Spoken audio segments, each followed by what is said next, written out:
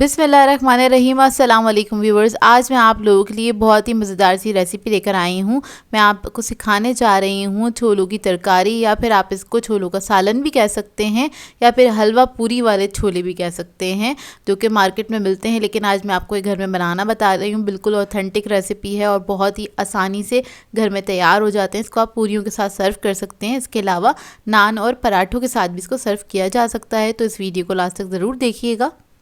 अगर आप मेरे चैनल पर नए हैं तो मेरे चैनल को सब्सक्राइब करें, साथ साथ ऑल नोटिफिकेशन को क्लिक करें। इससे आने वाली मेरी हर नई वीडियो की नोटिफिकेशन आपको सबसे पहले मिलेगी। वीडियो अच्छी लगे तो लाइक एंड शेयर करना ना भूलें।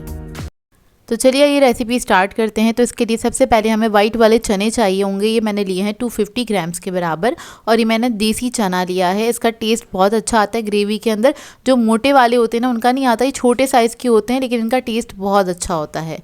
तो ये ले लिया है। इसके अंदर मैं ऐड कर दूंगी गर्म पानी, क्योंकि इस वक्त सर्दियां हैं तो इसको मुझे डिप करना है तकरीबन 6 से 7 घंटे के लिए, या फिर आप इसको ओवरनाइट भी पानी में छोड़ सकते हैं। और इसके अंदर मैंने कोई भी चीज़ ऐड नहीं करी है, मतलब सोडा वगैरह कुछ भी नहीं ऐड किया, बस कवर करके छोड़ देंगे पूरी रात के लिए काउंटर पे ही।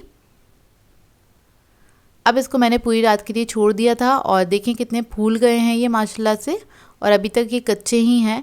अब इसके बाद हम इसका पकाने का प्रोसेस करेंगे। तो ये जो पानी है ना इसको हम फेंक देंगे और एक बार इसको वॉश कर लेंगे अच्छी तरीके से। इसके बाद इधर मैंने ले लिया एक प्रेशर कुकर, और इसके अंदर मैं इसको बॉईल करूँगी। आप लोग चाहें तो पतीली में भी बॉईल कर सकते हैं। और इसके अंदर चने ऐड कर दिए हैं, थोड़ी सी ऐड करेंगे मसूर की दाल 4 टेबलस्पून के बराबर। इससे ग्रेवी बहुत अच्छी बन के तैयार हो जाती है। तो ये ऐड कर दिए। इसके बाद हम इसके अंदर ऐड करेंगे पानी, तकरीबन 3 गिलास के बराबर पानी ऐड कर दिया है। अब इसको मैं बॉईल कर लूँगी गलाने तक। तो देखिए चने हमारे अच्छे से पक गए हैं, गल गए हैं, और दाल की वजह से इसमें ग्रेवी सी बन जाती है, जो कि सालन जब हम पकाते हैं उसको थिक करने में मदद देती है, और उसका टेस्ट भी बहुत अच्छा हो जाता है। तो इसे बहुत गर्म थे, मैं आपको तोड़ के दिखा रही हूँ। तो बिल्कुल सॉफ्ट हो गए हैं, ये गल गए हैं। अब इसका हम मसाला बनाएंगे। तो इसके लिए मैंने एक पैन ले लिया है। इसमें ऐड कर देंगे 1/4 कप के बराबर कुकिंग ऑयल। आप लोग अगर ऑयल ज़्यादा खाते हैं या ज़्यादा तरी पसंद है तो ज़्यादा भी ऐड कर सकते हैं। ऑयल के अंदर मैंने ऐड कर दी है प्याज, बारीक कटी हुई 1 कप के बराबर है। ये 4 मीडियम साइज़ की डलियाँ थी, उनको मैंने बारीक कट कर लिया है। बस इसको फ्राई करेंगे ऑयल के अंदर। लाइट गोल्डन ब्राउन होने तक इसको आपने फ्राई करना है अच्छी तरीके से। जब हल्का हल्का सा गोल्डन कलर आने लगेगा, फिर हम इसके अंदर मसाले ऐड करना स्टार्ट करेंगे। तो यहाँ पर सबसे पहले मैं ऐड कर रही हूँ कलौंजी 1/2 टीस्पून के बराबर। और कलौंजी ऐड करने के बाद इसको मैं हल्का सा फ्राई कर लूँगी, ताकि एक अच्छी खुशबू आ जाए इसके अंदर। चंद सेकंड के लिए फ्राई करेंगे। फिर इसके बाद इसके अंदर मैं ऐड कर दूंगी लहसुन अदरक का पेस्ट 1 टेबलस्पून के बराबर। हल्दी पाउडर ऐड करेंगे 1/2 teaspoon. Red chilli powder add करेंगे 2 टीस्पून। नमक ऐड करेंगे इसके अंदर 1 टीस्पून। ज़ीरा पाउडर ऐड करेंगे 1 टीस्पून। धनिया पाउडर ऐड कर देंगे इसके अंदर 1 टीस्पून। और इन तमाम मसालों को अच्छी तरीके से भून लेंगे। चंद सेकंड के लिए आपने इसको अच्छे से पका लेना है प्याज के साथ ही।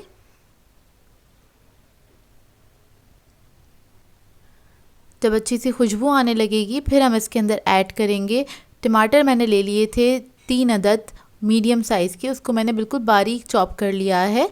और आप लोग चाहें तो पीस के भी ऐड कर सकते हैं, बिल्कुल बारीक बारीक से चंक्स हैं इसके अंदर। बस वो ऐड करने के बाद इसको हमने हल्का सा भून लेना है टमाटर के साथ ही।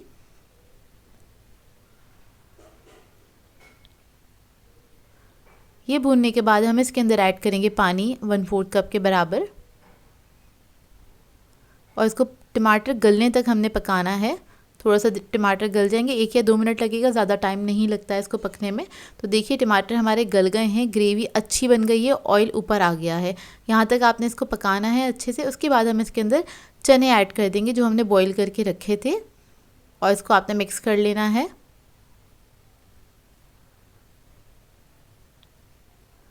अच्छे से ये मसाला जो हमने बनाया था इसको हम चनों के अंदर मिक्स कर लेंगे। और उसके बाद मैं इसके अंदर पानी ऐड करूँगी। अच्छा, ग्रेवी आपकी अपनी मर्ज़ी है, आप इसको ज़्यादा थिक रखना चाहते हैं तो आप इसको ज़्यादा भी थिक रख सकते हैं, तो पानी कम ऐड कीजिएगा। मैंने इसको मीडियम ही रखा था क्योंकि थोड़ा सा ठंडा होने के बाद भी काफ़ी थिक हो जाती है, क्योंकि इसके अंदर हमने दाल वगैरह ऐड की हुई है। तो इसके अंदर मैं पानी ऐड करूँगी। अभी मैंने आधा कप ऐड किया है, इसको मिक्स करके देखेंगे और ज़रूरत होगी तो और ऐड करेंगे पानी। पानी ऐड करने के बाद मैं इसको रख दूँगी लो मीडियम फ्लेम पर पकने के लिए। उससे पहले मैं इसके अंदर गरम मसाला ऐड कर दूँगी 1 टीस्पून के बराबर, और मैं इसको पकने के लिए रख दूँगी कवर करके तकरीबन 10 मिनट के लिए, ताकि जो चने हमने ऐड किए हैं इसके अंदर भी मसालों का अच्छा सा फ्लेवर आ जाए और ऑयल भी थोड़ा सा ऊपर आ जाएगा जब तक आपने इसको कुक करना है। तो मैंने थोड़ा सा पानी और ऐड कर दिया, मुझे इधर कम लग रहा था क्योंकि अभी ये पकेगा तो ये पानी काफ़ी हद तक ड्राई हो जाएगा। तो देखिए 10 मिनट हो गए इसको पकते हुए, चने हमारे रेडी हो गए हैं। इधर मैं आपको दिखा देती हूँ कितना थिक है ये देखिए मिनटों में बनके तैयार हो जाती है। बहुत ही मज़ेदार बनती है ये तरकारी, और इसको आप पूरी वगैरह के साथ चाहें तो एंजॉय कर सकते हैं। तो देखिए इसको हम सर्व कर लेंगे पूरियों के साथ, और बहुत ही मज़ेदार बनी थी। आप लोग ट्राई ज़रूर कीजिएगा और अपना फीडबैक ज़रूर दीजिएगा, बताइएगा ज़रूर कैसी लगी आपको ये रेसिपी। आज मैं आप लोगों के लिए बहुत ही मज़ेदार सी और बहुत ही आसान सी पूरियों की रेसिपी लेकर आई हूँ, जो कि बिल्कुल बाज़ार जैसी बन के तैयार होती हैं ये पूरियाँ। इसको आप बना के सर्व कर सकते हैं खीर के साथ, तरकारी के साथ, छोलों की तरकारी के साथ, हलवे के साथ भी आप इसको सर्व कर सकते हैं, जो कि सभी की फेवरेट होती हैं। सुबह नाश्ते में खाना सब पसंद करते हैं। इसके अलावा लंच और डिनर में भी इसको खाया जाता है। आजकल सब लोग इसको एंजॉय करते हैं लंच और डिनर के अंदर भी। और देखिए कितनी फ्लफ़ी और मज़ेदार सी पूरियाँ बनके तैयार होंगी। बहुत ही आसानी से फूली फूली सी पूरियाँ आज आप बनाना सीखेंगे, तो इस वीडियो को लास्ट तक ज़रूर देखिएगा।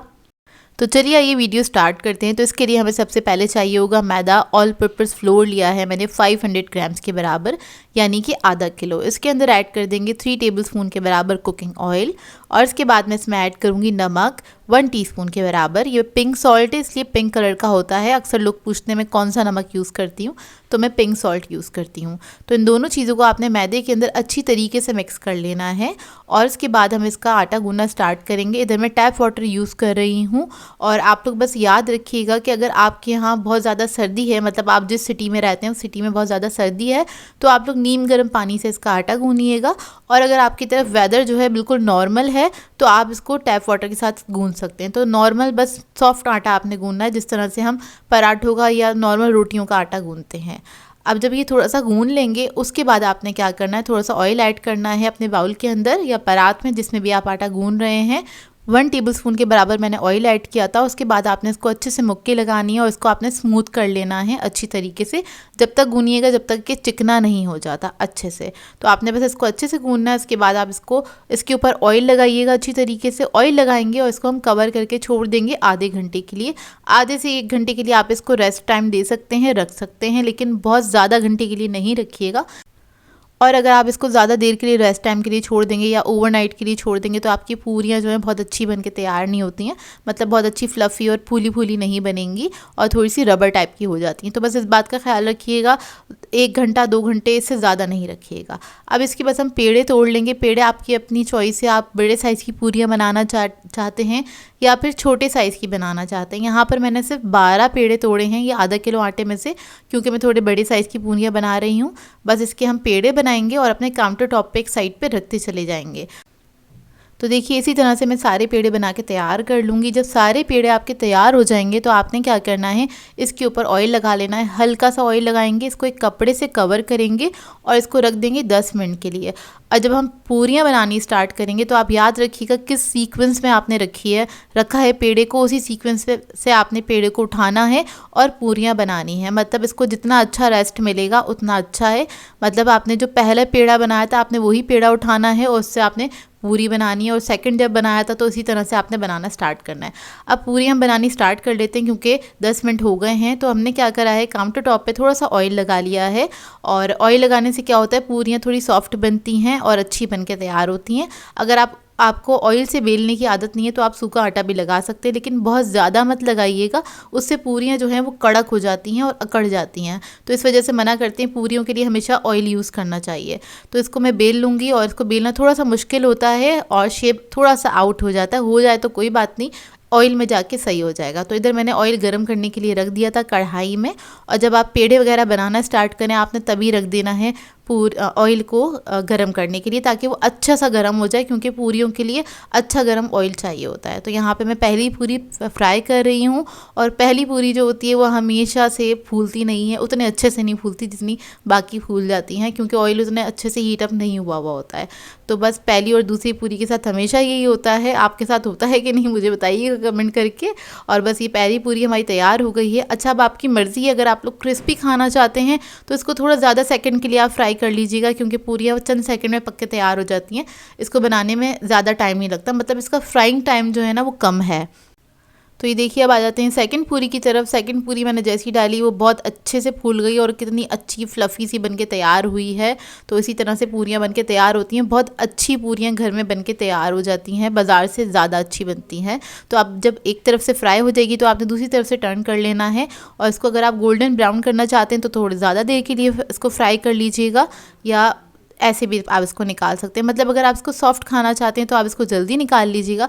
और थोड़ी सी क्रिस्पी चाहिए आपको, क्रिस्पी भी हो थोड़ी सी सॉफ्ट भी हो, क्योंकि हमारे घर में इसी तरह से खाई जाती हैं, थोड़ी क्रिस्पी हो ऊपर से और अंदर से सॉफ्ट होनी चाहिए पूरियाँ। तो मैं उसी तरह से फ्राई करती हूँ मोस्टली अपने घर में। तो बस यहाँ पर मैं सारी पूरियाँ फ्राई कर लूँगी। यहाँ पर मैं आपको एक इम्पॉर्टेंट टिप बता देती हूँ। इसको पूरी को अच्छे से बनाने की जो है टिप वो ये है कि आपका जो ऑयल है वो अच्छा गर्म होना चाहिए, लेकिन इतना भी गर्म नहीं होना चाहिए कि उसमें से धुआं निकलना स्टार्ट हो जाए, तो फिर वो पूरियाँ आपकी अच्छी बन के तैयार नहीं होती। बस ऑयल का ख्याल रखिएगा, यही एक सीक्रेट है कि अगर आपका ठंडा ऑयल होगा तो पूरियाँ आपकी थोड़ी सी अकड़ जाएंगी और अच्छी नहीं बनेंगी। तो ये देखिए, मैं आपको तोड़ के दिखा देती हूँ। पूरियाँ मैंने सारी फ्राई कर ली थी और ये ऊपर से क्रिस्पी है, अंदर से सॉफ्ट है और बहुत ही मज़ेदार बनके तैयार हुई थी। इन पूरियों को ट्राई ज़रूर कीजिएगा, इस रेसिपी को। बहुत सिंपल सी रेसिपी है, इसमें मैंने कोई दही नहीं ऐड किया है और कुछ भी मैंने मतलब बेकिंग पाउडर वगैरह लोग अक्सर ऐड कर रहे होते हैं, तो उस सब की ज़रूरत नहीं होती। सिर्फ नमक और ऑयल ही जाता है इसके अंदर और कुछ भी नहीं जाता है। उसी के साथ इतनी अच्छी बेहतरीन पूरियाँ बन के तैयार हो जाती हैं। तो इन पूरियों को मैंने एंजॉय किया था चने की तरकारी के साथ, इसके अलावा आलू की तरकारी के साथ। इसकी भी रेसिपी आपको मिल जाएगी अपकमिंग वीडियो में। इसके अलावा आप इसको खीर के साथ और हलवे के साथ भी एंजॉय कर सकते हैं। आज मैं आप लोगों के लिए बहुत ही मज़ेदार से सूजी के हलवे की रेसिपी लेकर आई हूँ और ये हलवा मैं आपको बनाना सिखाऊंगी हलवाई स्टाइल। ये थोड़ा सॉफ्ट बन के तैयार होता है क्योंकि ये पूरियों के साथ सर्व किया जाता है। इसके अलावा आप इसको पराठों के साथ भी सर्व कर सकते हैं, जो कि खाने में बेहद मज़ेदार होता है। और आपको देखने से ये अंदाज़ा हो गया होगा कितना अच्छा बन के तैयार हुआ है ये। तो इस वीडियो को लास्ट तक ज़रूर देखिएगा। तो चलिए ये वीडियो स्टार्ट करते हैं। तो सबसे पहले हम इसका शीरा बना लेंगे। उसके लिए हम एक पैन में पानी ऐड कर देंगे, 800 ml के बराबर है। कप में मेजर करेंगे तो ये 4 कप के बराबर है। इसके अंदर मैं ऐड कर दूंगी इलायची 3 अदद और उसके बाद इसके अंदर हम चीनी ऐड कर देंगे। तो चीनी मैंने लिए 400 ग्राम्स के बराबर, कप में मेजर करेंगे तो ये 2 कप के बराबर है। थोड़ा सा ज़र्दा फूड कलर ऐड करेंगे 1/4 टीस्पून के बराबर और इसको मिक्स कर लेंगे अच्छी तरीके से। कलर ऐड करने के बाद बस इसको एक बॉयल आने तक ही पकाएंगे। इतना पकाएंगे कि बस चीनी जो है वो डिज़ोल्व हो जाए। तो सिर्फ 3 से 4 मिनट लगेंगे इसको पकने में। इसको बहुत ज़्यादा कुछ थिक नहीं करना होता है, बस चीनी को डिज़ोल्व करना होता है। अब इसको हम साइड पे रख देंगे और आ जाते हैं दूसरे स्टेप की तरफ। तो इधर मैंने कढ़ाई ले ली है, इसमें ऐड किया है 1 टीस्पून के बराबर घी। इसको मेल्ट होने देंगे और इसके अंदर हम नट्स फ्राई करेंगे। अच्छा, यहाँ पर मैंने जो नट्स लिए हैं वो मिक्स नट्स लिए हैं, तो आप अपनी मर्ज़ी के मुताबिक ले सकते हैं। ये 1 कप के बराबर नट्स हैं, जिसमें मैंने नारियल लिया है, किशमिश है, काजू है, पिस्ता और बादाम है। उनको मैंने कूट लिया था, मोटा मोटा काट लिया था और नारियल को भी मैंने काट लिया। इसके अंदर इसको हम फ्राई कर लेंगे घी के अंदर, हल्का सा बस फ्राई करेंगे, अच्छी खुशबू आने लगे उसके बाद इसको निकाल लेंगे। और उसी कढ़ाई के अंदर हम ऐड करेंगे घी, 1 कप के बराबर है ये, 200 ग्राम घी है। इसको मेल्ट होने देंगे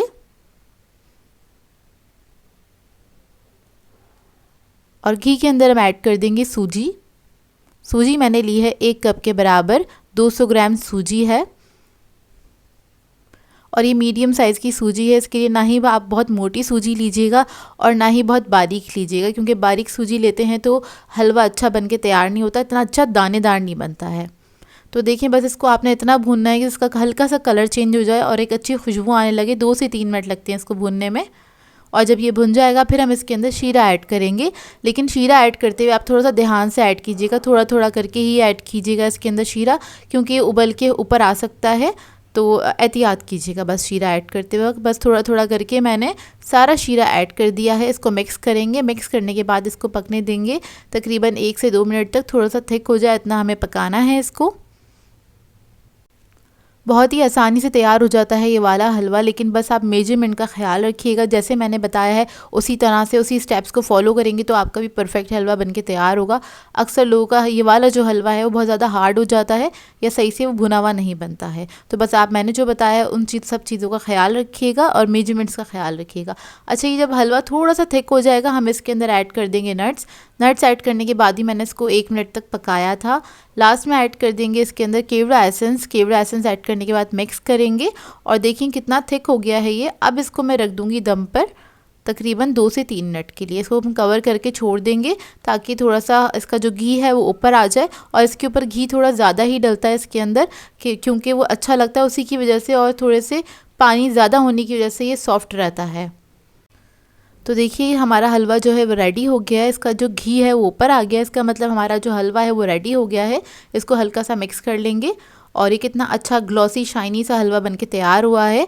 आप लोग स्टेप्स को फॉलो करेंगे तो आपका भी इसी तरह से बनके तैयार होगा। इसको आप लोग पूरियों के साथ सर्व कर सकते हैं। इसके अलावा पराठों के साथ भी सर्व कर सकते हैं। इसको अक्सर शादियों में भी सर्व किया जाता है, मतलब शादियों में भी ये वाला हलवा सर्व किया जाता है, जो कि सबको बहुत ही पसंद आता है और सबका फेवरेट होता है सूजी का हलवा। आप लोगों का फेवरेट है या नहीं मुझे कमेंट करके ज़रूर बताइएगा। बस इसको हमने गार्निश कर लिया था नट्स के साथ। इसको मैंने सर्व किया था पूरियों के साथ, क्योंकि पूरियों के साथ बहुत ही मज़ेदार लगता है। हलवा पूरी की कंप्लीट रेसिपी आपको मेरे चैनल पे से मिल जाएगी। तरकारियाँ वगैरह सारी रेसिपी अपलोड कर चुकी हूँ, आप लोग चाहें तो जाके उसे चेक कर सकते हैं।